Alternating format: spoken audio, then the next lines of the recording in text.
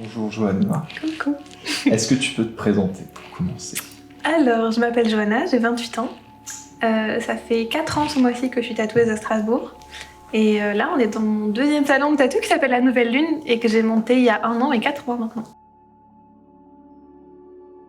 Du coup, dans ce shop-là, je suis avec Alan qui co-gère et on a Mitch qui est un résident, donc qui travaille avec nous. Et il y a 2 postes à guest qui tournent, donc on peut inviter potentiellement 2 personnes en même temps.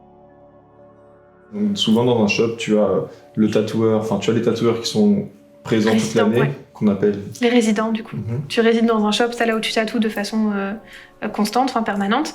Et après, quand tu fais des guests, c'est de façon périodique, quoi. C'est un échange en fait entre 2 villes où tu vas tatouer dans un salon qui t'invite pendant une durée de temps indéfinie. En général, c'est 1 semaine. Parce que les clients d'autres villes ne peuvent pas forcément venir te voir chez toi. Donc, du coup, ça te permet de te faire connaître un peu ailleurs, de tisser un réseau différent. Et en général, la ville où tu vas, les artistes de là-bas viennent chez toi et si le lieu le permet. Là, Montpellier m'a invitée. Ensuite, j'ai invité Montpellier chez moi. Okay. Je suis déjà partie à Toulouse, à Paris, à Lyon, à Bordeaux, à La Réunion, sur l'île de La Réunion. Et du coup, voilà, on crée des liens, des échanges, on devient potes parce que du coup, maintenant, la plupart de mes potes, c'est des tatoueurs et des tatoueuses. Et ouais, du coup, c'est trop cool, quoi. Donc cette envie de voyager et à la fois de faire voyager des gens qui t'a poussé à ouvrir La Nouvelle Lune. La Nouvelle Lune, c'est ça. Recevoir des gens beaucoup, parce que ça, j'ai vraiment adoré. Et surtout, quand tu rencontres des gens, tu vois d'autres manières de tatouer, tu rencontres une clientèle qui ne serait pas forcément venue te voir. Donc tu vois d'autres projets, d'autres techniques, d'autres aspects du métier que quand toi, tu fais tous les jours, tu es un peu enfermé dans ta petite bulle, quoi. Donc ouais, c'est apprendre en fait continuellement et jamais s'arrêter, et ça, c'est trop cool. En plus, tu voyages et en plus de ça, tu apprends, tu découvres. Ouais, c'est le meilleur métier du monde, quoi. Oh, merci. Peux-tu nous parler, Johanna, s'il te plaît, de ta journée type? En général, je commence vers 10h, 10h30, parce que j'ai le plaisir de pouvoir choisir mes horaires. Donc avant 10h, c'est un peu complexe pour moi d'être dans le monde des vivants. Donc du coup, 10h, 10h30, c'est vraiment le max. Après, mon rythme est décalé, donc il y a une raison, je suis pas une grosse flemmarde. Donc je commence à 10h, 10h30. J'ai mes premiers clients qui viennent. On prend toujours le temps de s'installer un peu, de boire un café, un thé. Souvent, les gens sont un peu stress, donc ce petit laps de temps, ça permet de redescendre en pression, de se familiariser avec l'endroit, de prendre un peu possession des lieux aussi. Je sors le dessin, on check sur la taille ensemble s'il y a des détails à modifier ou quoi que ce soit. En général, le dessin est fixe. Enfin, j'ai pas besoin de le modifier parce qu'il est travaillé en amont et il est validé en amont. Parce que je suis un peu stressée à l'idée de dessiner devant les gens, donc j'envoie toujours le dessin la veille ou 2 jours avant pour faire des modifs si besoin pour que ce soit parfait le jour J. C'est vrai qu'on n'en a pas parlé, mais il y a 2 types de dessins, soit les flashs. C'est ça, soit les flashs, soit les projets perso. Donc les flashs, c'est quelque chose que moi j'ai imaginé et que les gens adoptent au coup de cœur.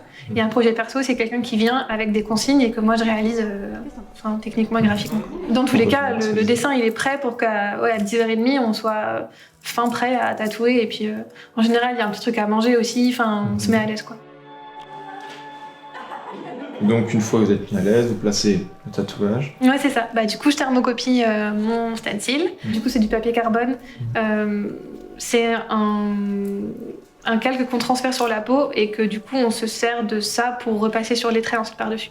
C'est la différence avec le freehand où on va dessiner avec un feutre sur la peau et on repassera sur ces traits-là. Et donc du coup, ça tourne un peu, ça roule un peu tout seul. En général, je sors 2-3 tailles histoire de pouvoir jongler avec les gens. Il faut que ça s'adapte aussi à l'anatomie des personnes. Il y a forcément des gens qui hésitent et qui demandent est-ce qu'on peut le déplacer un peu plus par là, mais je sais pas trop pourquoi. En général, ça se passe toujours super bien, super rapidement et je repose quasiment jamais mes calques parce que les gens sont au taquet, donc ça tourne, quoi, ça roule. Okay. Et puis après c'est parti.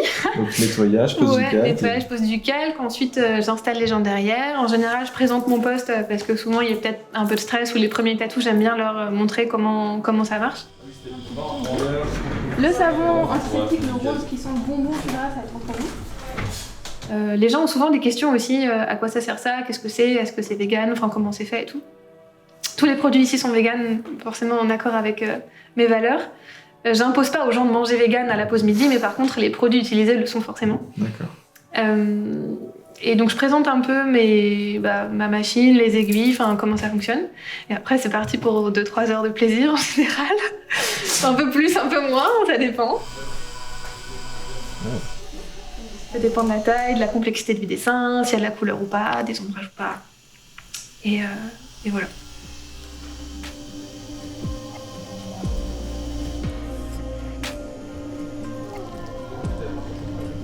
Ça, si jamais c'est inconfortable, n'hésite pas à me dire de la casse-toi. Je comprends. Ah bon, mais je trouve qu'ils viennent. Ils sont trop stylés.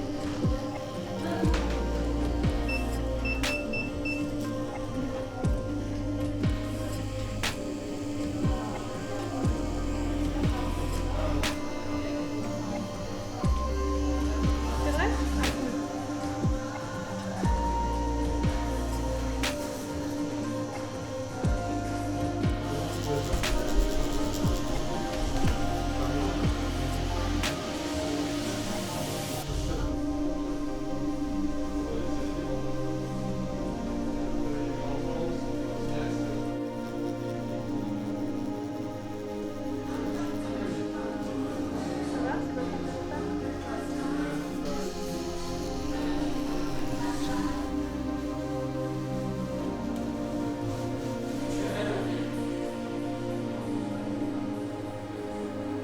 Un peu de détails encore, et puis dans l'ensemble, on est quand même pas mal. Je vais préparer un petit check. Puis après 2-3 heures de souffrance pour le tatouer, et aussi pour toi des fois selon la Ouais. position dans laquelle tu as tatoué.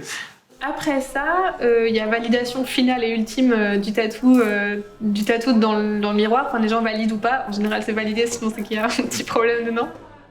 Ensuite, je présente les soins. J'ai un petit mail, un petit PDF où je récapitule ce qu'il faut faire, ce qu'il faut pas faire pour une meilleure cicatrisation, les produits à utiliser, les petites règles d'or en fait de base à respecter. Je l'envoie par mail et je le revois encore à l'oral avec les gens pour qu'on ait vraiment une prise de conscience de ce qu'on vient de faire. Et ensuite, pour un dernier thé, on mange un dernier chocolat et puis c'est bon quoi.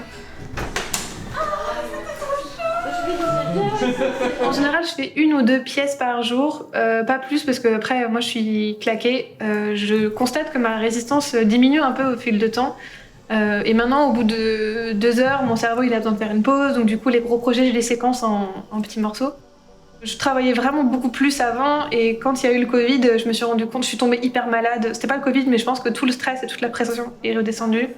Donc je me suis dit, ok, mais en fait, attends, ralentis un peu la cadence parce que c'est un métier passion, il faut l'entretenir, il faut garder la créa au cœur de ton sujet. Donc vas-y plus chill, vas-y tranquille. Et donc du coup, maintenant, je fais 1 ou 2 tatous par jour parce que ça me permet de développer pas mal de choses à côté. Cultiver la créa, cultiver la passion, faire du sport parce que j'en ai besoin, et m'occuper de mes animaux, mon chien, enfin vraiment me vider la tête sur d'autres sujets que ça quoi.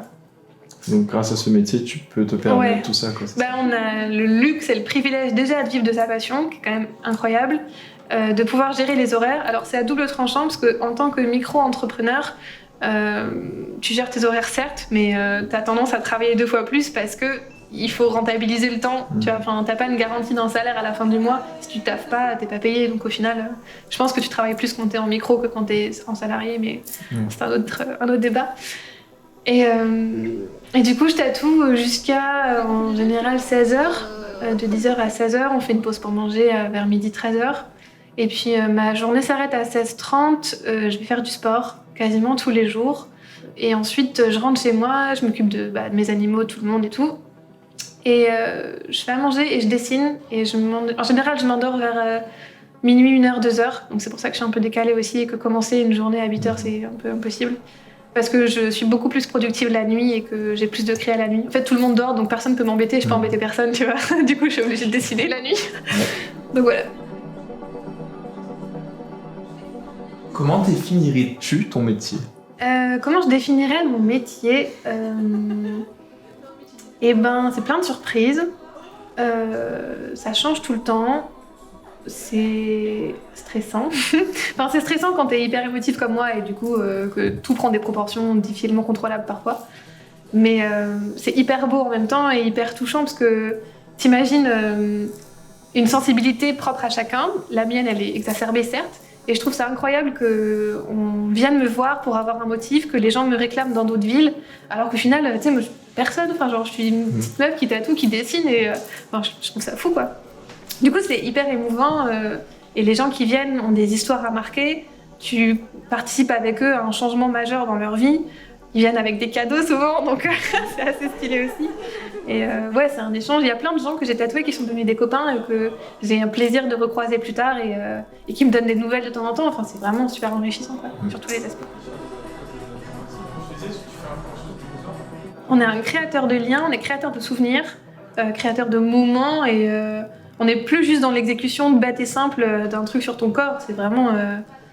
ça dépend. Des fois, il y a du tatouage purement esthétique ou parce que tu veux un truc et tu l'as et c'est cool. Moi, j'ai une carotte sur le mollet, tu vois, au bout d'un moment, la symbolique... Enfin, si, quoi, que je suis végane, donc forcément, pour moi, maintenant, j'y trouve un lien. Mais tu vois, ça sert aussi à ancrer des moments de ta vie, des étapes. Et ça rejoint un peu la fonction originelle du tatou où tu te faisais tatouer à l'époque ta vie, ton histoire, tu sais, ta classe. Enfin, c'est vraiment... je pense que c'est un truc qui évolue, mais qui reste quand même constamment dans les mœurs chez nous, quoi. C'est toi, ce que tu es, la façon dont tu tatoues et ce que tu t'es tatoué.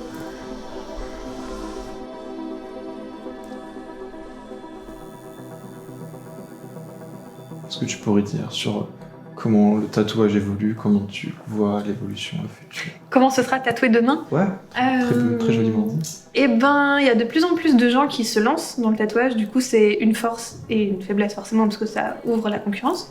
Mais une force dans le sens où tu as de nouveaux talents qui émergent, donc tu te remets en question, tu apprends à faire différemment, tu évolues avec ton temps, avec les techniques, les machines, les outils, et la sensibilité est différente aussi.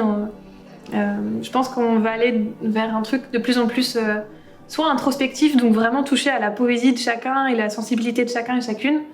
Mais au niveau de l'humain, en tout cas, j'ai pas l'impression que ça s'arrête. Au contraire, ça ne fait qu'exploser.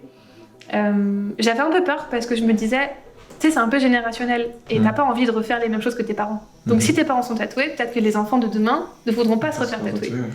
Mais visiblement, la tendance, elle est à l'inverse et les gens se font tatouer la blinde et ça devient une norme de te tatouer, quoi.